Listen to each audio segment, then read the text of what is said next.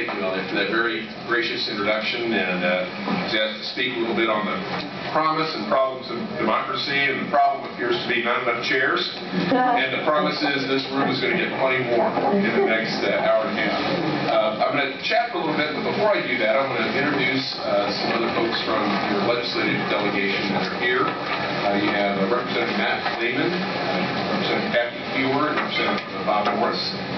Kathy and Bob, of course, are newcomers to the General Assembly and are part of a new group of 19 members in the Indiana House that are learning quickly some of the problems and promises of democracy firsthand. And we'll be talking about many of those tonight, I'm sure. And then Matt Lehman, one of our veterans with 3 years of service, has found himself as the chairman of a very key committee, the Insurance Committee, that is dealing with some critical issues, not only for the insurance industry, but for future families, as we deal with so many health care and other insurance issues that are before us. So we'll get to the question part of this. I'm sure we'll all have a chance to chat just a little bit, but I'll start off by just talking to you for a few brief moments about some of the challenges that we collectively face as a state as your General Assembly convenes during the next 4 months. We have a budget crisis, some would call it, that for the first time in our state's history, we will be trying to balance a state budget that has the same revenues that the state had 6 years ago. I'll put that in a different phrase for you. We have a 2011 budget with 2005 revenues. That's never happened in our state's history, even during the Depression. So policymakers of all stripes, Republican and Democrat, have said that we're not going to do what Illinois just did by raising income taxes 67% on its families, its income earners, and 46% on its employers. But that we're going to do what we in this room have done, both in our families and our businesses, and that's live within our means. That'll be a very difficult discussion. I know there are a lot of folks here. Shook a lot of teachers and educators' hands here this evening as I walked up. A lot of discussions already taking place. It'll be very difficult because those entities that rely on state like schools, like social service agencies, like other providers of key services like institutions of higher education, are going to have to continue to do more with less. We'll try to make that pain as light as possible, but we've pledged to live with it. The second key issue that we'll be dealing with, which many of you are about to speak about tonight, is education reform. I am the first to say that those who say that we have failing schools and failing teachers don't get the big picture. Mom's a teacher, more importantly my mother-in-law's a teacher, lifetime. Sister, wife's brother, aunts, uncles, cousins. In fact, between my wife's family and mine, we have 13 teachers, 11 public, and 2 private school teachers. 2 of those, both their moms are retired today. So, as a former employee of the State Department of Education, where I began my career, I understand firsthand some of the challenges that you all face, and I'm sure we'll have a very interesting discussion tonight about how the changes that are being predicted in the General Assembly might impact you and your family. The third issue, that's a very large issue that we're dealing with, is our state's economy. And while we are doing very good things in that regard, we're rated first in the Midwest, in the top 5 or 10 in the nation on virtually every list, whether it's for the location of new employers or the tax environment. We still have many challenges. The biggest one we have is inheriting an unemployment compensation system. The new majority is bankrupt with $2 billion borrowed from the federal government. Finding a way to put that system on the right track, being compassionate to those who are unemployed in these difficult times and must rely on unemployment compensation benefits, and not having a significant increase on employers at a time where we're all starting to feel that economy come back just the slightest bit and hopefully get us on the right track. As if that wasn't enough to deal with in 4 months, we also have the once-a-decade constitutional charge to draw new districts for the House, the Senate, and Congressmen.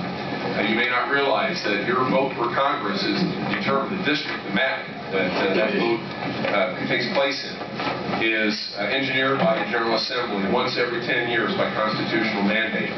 Indiana is the first state that has to draw these maps in regular time. Our session must be completed by April 29th. We're the first state in the nation, the earliest state in the nation, that will be drawing new maps with the data that's just now being compiled finally by the federal government. That census data won't really be in legislators' hands until March 4th is the latest projection I've had. So we'll have about 7 weeks to travel the state, talk to Hoosiers, and draw new maps before April 29th. Those are big challenges, and I was asked, had a variety of forums here today, small and large, and was asked in a media availability, and half of this room earlier today was if I had any personal goals. The personal goal that Elliot mentioned that I've placed also at even the other legislators here is to return to civil debate, especially in the Indiana House, which has been really lacking in my estimation over the last several years. I'm not just, unlike most, a lot of politicians say that. I've said it myself, but I really mean it. I gave the example of doing that by, for the first time in our state's history, on Organization Day, announcing that we would be appointing some Democrats as committee chairman in addition to the Republicans. It hasn't happened in our 194-year history. I'm calling it the grand experiment, and we'll find out that as an ex-engineer, I've conducted a lot of experiments over the years. I've conducted some that worked and some that didn't. So far, for my fellow scientists out there, the current experiment is working. And I attended a meeting last night of the Commerce Committee, and they got together for a little social discussion as the Democratic chair and the Republican vice chair, and the Republicans and Democrats in the committee sat around, ate a little bit, and had a great discussion about the future of the state of Indiana. So the short message is your General Assembly is prepared for the tasks that lie ahead, but the tasks that lie ahead are difficult and challenging. With that, I'd be very pleased to open the floor to discussion and give everyone a chance to chat just a little bit and welcome comments. Perhaps, would you all like to just say a brief word or two? Maybe we should do that first, and then we'll open it up for discussion. There's so few chairs that the legislators don't get to sit down either.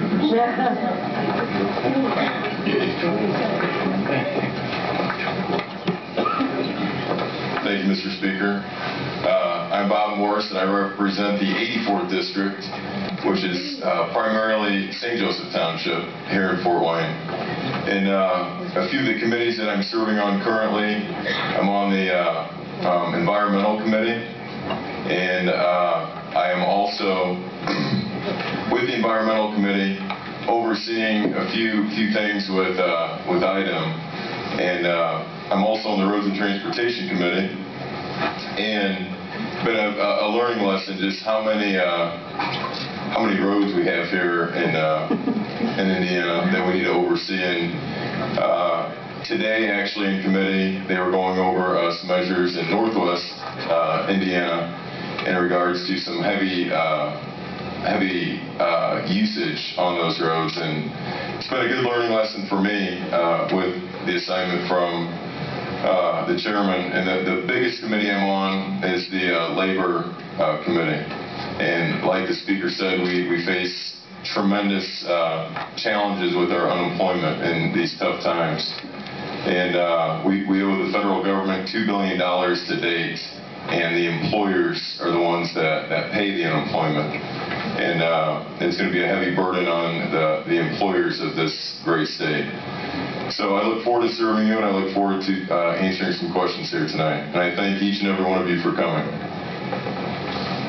Thank you, Bob. Thank you, Mr. Speaker. I'm Kathy Heuer, and I represent District 83, 40% of which is made up of Allen County, mostly the west side of Allen County, from the top of your county line down to Covington Road.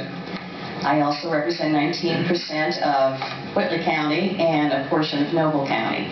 So I haven't seen, except for former Representative Matt Bell, whose position I now have. Is he still here? There he is. He's hiding over there. He may be my one Noble County person here tonight. Are there any others out there? There are. Thank you. Thank you for coming. I appreciate that. The committees I've been assigned to this year include education, which has been amazing, absolutely amazing. As of about 2 o'clock today, we have heard 12 hours of testimony from people from all over Indiana on just maybe 3 education bills, so I can imagine how much more we're going to hear. And the best part of all of that is we have been able to change the first bill that was introduced significantly. Speaker Bosma, to his credit, has been so open and knew that when he presented the bill that it was an imperfect bill, but it was a starting point. And we've had, what, 30 amendments at least on that bill, and he's made significant changes thanks to the dialogue that people like you have been able to give us. So education is my first committee. Local government is my second one, and I'm sure we'll have significant conversations there too. And then I'm also on commerce, small business, and economic development. So I too look forward to our conversations tonight, and I hope you will participate. Thank you, Kathy. Mr. Speaker, thank you. I am Matt Lehman, 79th District, which is the west or the eastern side of Allen County and Adams County and a little bit of Wells County. As the Speaker said, I am in my second term. I do chair the Insurance Committee. I also serve on Public Policy, where we hear all the alcohol bills and the gaming bills and all the non-controversial things. I serve on Government Reform and also on Court of Criminal Code. And I also want to make one quick comment here. One thing that I noticed difference, not just now being the majority, but the Speaker challenged us as committee chairs to make a change at that level. And he said, understand one thing, you are the workhorses of the process. When we bring things out of committee, we want them to be right.